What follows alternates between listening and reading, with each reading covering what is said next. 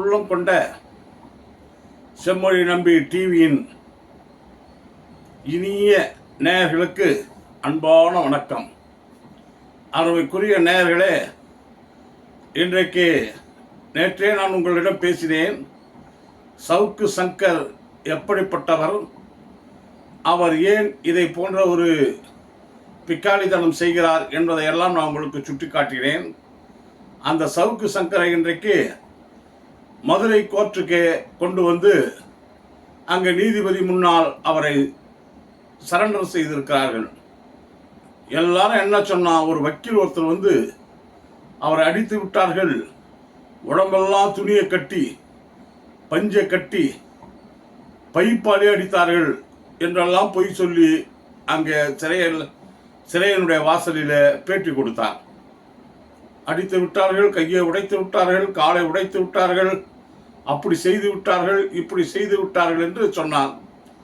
ஏன் பஞ்சை கட்டி எதுக்கே அடிக்கணும் நான் கேட்குறேன். அதுவும் பைப்பால் எதுக்கு அந்த பைப்பால் அடிக்கணும்?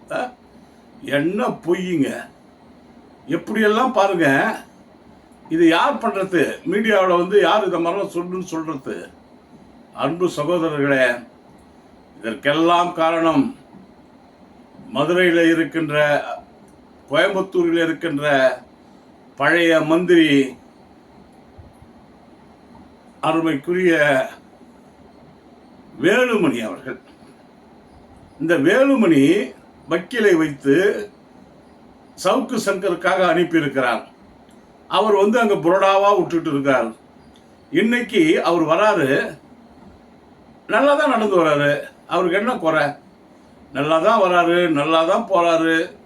நீதிபதி முன்னாடி போய் அவர் சரண்டர் ஆகிறாரு. போலீஸ் அவரை சரண்டர் பண்ணுது. மறுபடியும் நீதிமன்ற காவலில் அனுப்புகிறாங்க. நல்லா தானே நடந்து போயின்னு நல்லா தானே நடந்து வராரு. அப்புறம் பைப்பால் அடிச்சிட்டாங்க, கையை உடச்சிட்டாங்க, காலை உடச்சிட்டாங்க. ஏண்டாடி, ஒரு பொய் சொல்வதற்கு அளவில்லையா? அரசியலுக்காக இப்படியெல்லாம் செய்கிறீர்களே. இந்த சவுக்கு சங்கர், நான் கேட்குறேன், உங்களுடைய எடுபடி ஏவலாளியா அதிமுகவில்? வேலுமணி சொல்கிறது தான் செய்வாரா? கண்டிப்பாக செய்வார். காரணம் என்னன்னா, கடந்த முறை அவர் கடலூர் ஜெயிலில் இருந்தார். அப்போ இதே மாதிரி தான் தவறுதலாக விமர்சனம் பண்ணிட்டு பிரச்சனையாகி கேஸ் போட்டு அவருக்கு வந்து தண்டனை கிடைச்சிது. அப்போ கடலூர் சிறைச்சாலையில் தான் அவர் இருந்தார். அவர் கடலூர் சிறைச்சாலையிலிருந்து வெளியில் வருகின்ற பொழுது விஜயபாஸ்கர் பழைய மந்திரி, அவருக்கு இவர் நன்றி சொன்னார். யாரு? இந்த சவுக்கு சங்கர். ஏன் சொன்னாரு? விஜயபாஸ்கர் அவருக்கு உதவி பண்ணியிருக்கார். அவருக்கு ஏறத்தாழ லட்சக்கணக்கில் காசை கொடுத்திருக்கிறார். விஜயபாஸ்கர் 20,000 கோடி அவர் போலி மருந்துகளை செய்து விற்று அதில் வந்த கமிஷன்களை வாங்கி அவர் 20,000 கோடி சம்பாதித்து வைத்திருக்கிறார் என்கின்ற தகவல்கள் இன்றைக்கு நாட்டிலே பரவலாக இருந்து கொண்டிருக்கிறது. அந்த பணத்திலே அவர் தரலாம், செலவு செய்யலாம், போகலாம், வரலாம். ஏனென்றால் பொதுவாக இப்பொழுது அதிமுகவில் இருந்த மந்திரிகள் அத்துணை பேர் மீதும் ஊழல் கரை இருக்கிறது. அவர்கள் செய்த தவறுகளெல்லாம் இன்றைக்கு அப்படியே பெண்டிங்காக இருக்குது.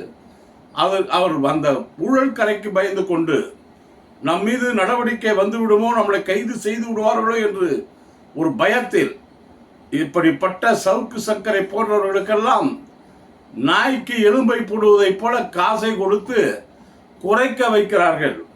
அந்த பணத்தை அதிமுக அமைச்சரிடமிருந்து பெற்றுக்கொண்டு இன்றைக்கு திமுகவை விமர்சனம் செய்து கொண்டிருக்கிறார் சவுக்கு சங்கர்.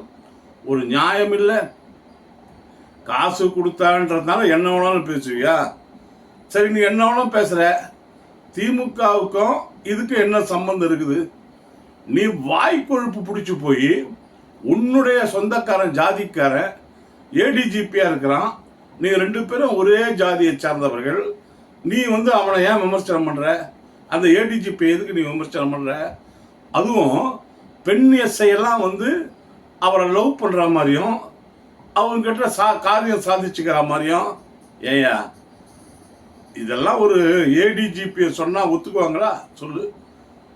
நீ இப்படி மிரட்டி அதுக்கு கீழே இருக்கிற ஆபீசர்ஸ் எல்லாம் நீ உன்னுடைய வேலையை வாங்குவதற்காக செய்து கொள்கிறாய். நீ ஏற்கனவே அவன் காவல்துறையில் ஒரு கருப்பாளர் இருந்தார்.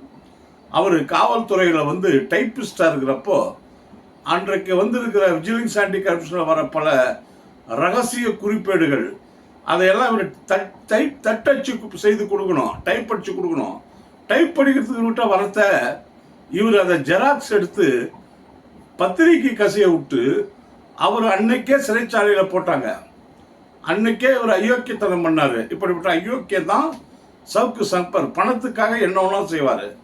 இன்றைக்கு இந்த தேர்தலில் நீங்கள் எடுத்துக்கிட்டீங்கன்னா, நடந்த பாராளுமன்ற தேர்தலில் அவர் எல்லாம் ஏடிஎம்கே கேண்டிடேட்டுக்கிட்டே தான் பேட்டி எடுத்து போட்டார். ஏடிஎம்கே கேண்டிடேட்டையே சுற்றி வந்தார். ஏடிஎம்கே கேண்டிடேட் தான் ஜெயிப்பாங்கலாம் போட்டார். தப்பு இல்லை, ஒரு பத்திரிகையாளர் போடுவது தப்பு சொல்ல. எப்படி போடுற சொல்லு, மற்ற கட்சி இல்லையா? சரி பரவாயில்ல, நீ போட்டனா எதுக்கு போட்ட, எப்படி போட்ட? அவங்களுக்கு விசுவாசமாய் வாளை ஆட்டி கொண்டிருக்கிறாய். அவர்கள் போட்ட நாய், அந்த நாய் எப்படி எலும்பை சாப்பிட்டு விட்டு அது வாழை ஆட்டுமோ அதே போல நீ வந்து அவங்களுக்கு வாழை ஆட்டி கொண்டு வேலை செய்கிறாய். நான் உதாரணமாக சொல்ல வேணும்னா, அருமைக்குரிய நண்பர்களே, ஆற்றல் அசோக் என்று ஒரு கேண்டிடேட். அவர் யாருன்னா, அவங்க தாயார் சவுந்தரம்மாள்னு சொல்லிட்டு, அந்த அம்மா ஏற்கனவே அன்னைக்கு சசிகலாவை பிடிச்சி அவங்க ஏடிஎம்கேல சீட்டு வாங்கி எம்பி ஆகி டெல்லியில் போய் அவங்க இந்த மாதிரி பல ஆப்ளிகேஷன்லாம் செஞ்சு மீடியேட்டராக இருந்து சுமார் 500 கோடிக்கு மேல் சம்பாதித்து விட்டார் என்று சொல்லுகிறார்கள். அப்படிப்பட்ட அந்த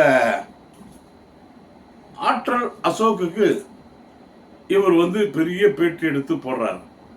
அது மட்டும் இல்லை, இன்றைக்கு அதிமுகவில் கொடுத்த கேண்டிடேட்லாம் யாரு? அதிமுக கட்சிக்காரனுங்க கொடுத்தாங்க? இல்லை, அதிமுகவில் கான்ட்ராக்டர் எடுத்து சம்பாதிச்சாம்பார், கான்ட்ராக்டர். அந்த கான்ட்ராக்டர்களுக்கு தான் இன்னைக்கு சீட்டு கொடுக்கப்பட்டது. எம்பி எலெக்ஷனில் அந்த பாராளுமன்ற தேர்தலில் கொடுக்கப்பட்டதுனால கட்சிக்காரங்க யாரும் சரியான முறையில் வேலை செய்யலை. மன வருத்தத்திலேயே அவர்களெல்லாம் ஏதோ நாம் கட்சியிலே இருக்கிறோம் என்று ஒரு ஃபார்மாலிட்டிக்கு வேலை செய்து அவர்களே முடிவு செய்து விட்டார்கள். அதிமுக தோற்று விடும் என்று அவர்களே முடிவு செய்து விட்டார்கள். இப்படி நிலைமை இருக்கின்ற பொழுது சவுக்கு சங்கரை போன்ற ஒரு பிளாக்மெயில் காரர்களை அதிமுக பயன்படுத்திக் கொண்டது. அதிமுகவுக்கு விசுவாசமாக அவர் பணியாற்றுகிறார் என்று சொன்னால், அதனால திமுகவை இனி கேவலமாக பேசுவேன், பேசிக்கோ, நாங்கள் அதை பற்றி கவலைப்படல. ஆனால் நீ வந்து ஒரு ஏடிஜிபியை அவமானப்படுத்துவதுடன், ஏன் அவர்கிட்ட நீ ஒரு ஆப்ளிகேஷன் போன, அவர் உனக்கு செய்யலை, அவரை அப்படி மிரட்டுறப்ப கீழே இருக்கிற அதிகாரி பயப்படுவான். பாரு, ஏடிஜிபியை நான் என்ன பண்ணியிருக்கிறேன்னு பாரு. அவரு அந்த டபுள் கேம், ஒன்று போட்டால் அப்படி பண்ணிக்கிட்டோம், இல்லை இப்படி பண்ணிக்கிட்டோன்னு பண்ணாருங்க. ஆனால் பெண் எஸ்ஐகள் அவர் அனாவசியமாக இதில் பூத்ததுனால அவர்கள்லாம் டென்ஷன் ஆகிட்டாங்க. கோயம்புத்தூரில் இருக்கிற ஒரு அம்மா எஸ்ஐ, அவங்க வந்து இவர் பேரில் கம்ப்ளைண்ட் கொடுக்குறாங்க. அவங்க பேர் கௌசல்யா. அவங்க கோயம்புத்தூரில் கம்ப்ளைண்ட் கொடுக்குறாங்க. இந்த மாதிரி எங்களெல்லாம் பெண் எஸ்ஐயெல்லாம் ரொம்ப கேவலமாக பேசுகிறாரு சவுக்கு சங்கர், இந்த மாதிரி பேட்டி வந்து அவர் வந்து அவருடைய மீடியாவில் சொல்கிறாரு, பப்ளிஷ் பண்ணுறாருன்னு கம்ப்ளைண்ட் கொடுக்குறாங்க. அந்த கம்ப்ளைண்டின் அடிப்படையில் கோயம்புத்தூர் சைபர் கிரைம் போலீஸ் நடவடிக்கை எடுத்து அவரை கைது செய்கிறார்கள். அவர் அப்போ எங்கே இருக்காருன்னா தேனியில் இருக்கிறார். தேனியில் இருப்பவரை மோப்பம் பிடித்து அவரை லபக் என்று பிடிக்கிறார்கள். பிடிக்கின்ற பொழுது அவர் இருந்த காரை சோதனை செய்கிறார்கள். அது வழக்கம் தானே, போலீஸ் பிடிக்கிறப்போ அவங்க வழக்கமாக செய்கிற ஒரு பணி தான் அது. அதை எடுக்கிறப்போ அதில் கஞ்சா இருந்திருக்குது அந்த காரில். அவங்களுக்கே ஆச்சரியமாக போச்சு. அவங்க பிடிக்க போனது சைபர் கிரைமினுடைய கம்ப்ளைண்டில் பிடிக்க போனாங்க. போனால் அங்கே கஞ்சாவே இருக்குது, விடுவாங்களா? ஏற்கனவே உன் பேரில் அவங்க நடவடிக்கை எடுக்கணும்னு இருக்கிறவங்க கஞ்சா கிடைச்ச உடனே ரொம்ப அவங்களுக்கு வந்து பழம் நழுவி பாலில் விழுந்த மாதிரி, அது நழுவி வாயில் விழுந்த மாதிரி மாட்டிக்கினார். அவரை உடனே அரெஸ்ட் பண்ணி கஞ்சா வச்சு கேஸ் போடுறாங்க. நீ வந்து உங்ககிட்ட அந்த மீடியா அந்த சேனல் வச்சிருக்கிறன்னு சவுக்கு சங்கர் சேனல் வச்சிருக்கிறன்றதுனால எல்லாரையும் அளவுக்கு அதிகமாக விமர்சனம் பண்ணுறல்ல. காசு வாங்கிக்கின்னு எதிர்கட்சிக்கிட்ட காசு வாங்கிக்கணும், ஆளுங்கட்சி விமர்சனம் பண்ணுறது, போலீஸ் மற்ற அதிகாரிகிட்ட காசு வாங்கிக்கணும் அவங்களுக்கு ஃபேவராக பண்ணுறது, அப்படி ஃபேவர் பண்ணாத அதிகாரி மேலே தவறாக பேசுறது, எப்படி நீ அயோக்கியத்தனம் பண்ணுறப்போ உன்னை பார்ப்பான்ல நீ எதில் மாற்றன்னு அருமையாக கஞ்சாவில் மாட்டினார். தூக்கி போட்டு ஒரே குமுறு தூக்கி போட்டு உள்ளே போட்டாங்க. நீ எப்போ வருவ? நீ நீதிமன்றத்தில் போய் நீ ஜாமீன் எடுத்து வர வரைக்கும் உன்னை முடக்கி வைக்கிறாங்க. ஏன்? உன்னுடைய தவறான சிந்தனைகள். காசு காசு காசு காசு என்று காசு பண்ண வேண்டும் என்ற அந்த எண்ணத்தினால் மிரட்டுவது எல்லாரையும். நான் யார் தெரியுமா? அவரை தொலைச்சிடுவேன், இவனை ஒழிச்சிடுவேன், அவருக்கு நல்ல பழக்கம், அவரு நல்ல பழக்கம், இவரு நல்ல பழக்கம். அவங்களுடைய பழக்கம் இருந்தால் அவங்ககிட்ட நல்ல ஃப்ரெண்ட்ஷிப்பாக இரு, நல்லா இரு. அதை விட்டுட்டு அதை வச்சுக்கின்னு நீ மற்றவங்களை மிரட்டுறது, அயோக்கியத்தனம் பண்ணுறது, இதனால் இன்னைக்கு மாட்டிக்கினியா? இதுதான் நடக்கும். அதான் சொன்னான், ஆடாதடா ஆடாதடா மனிதா, நீ ஆடி விட்டா அடங்கி விடடா மனிதான் எதுவும் சொன்னான். இதனால தான். அதனால் நீ செஞ்ச பாவங்கள் நீ அனுபவிச்சு தான் வரணும். சும்மாங்காட்டியும் கூவாதீங்க. கூவுன்னு கூவக்கூடாது. எந்த வழக்கையும் துட்டு கொடுத்தா அவன் வந்து கூவ போகிறான். நான் இந்த நம்ம வேலுமணி ஏற்பாடு செஞ்ச இந்த வழக்கறிஞர் வந்து கூவி இருக்கிறான். ஆக இதை பற்றி மக்கள் யாரும் எடுத்துக்கொள்ளவில்லை. ஆகவே அன்புள்ள நேயர்களே, எப்படிப்பட்ட உண்மையான பதிவுகள் உங்களுக்கு வர வேண்டும் என்று சொன்னால் நீங்கள் எல்லாம் நம்முடைய செம்மொழி நம்பி டிவியை சப்ஸ்கிரைப் செய்யும்படி அன்போடு கேட்டுக்கொள்கிறேன். நன்றி, வணக்கம்.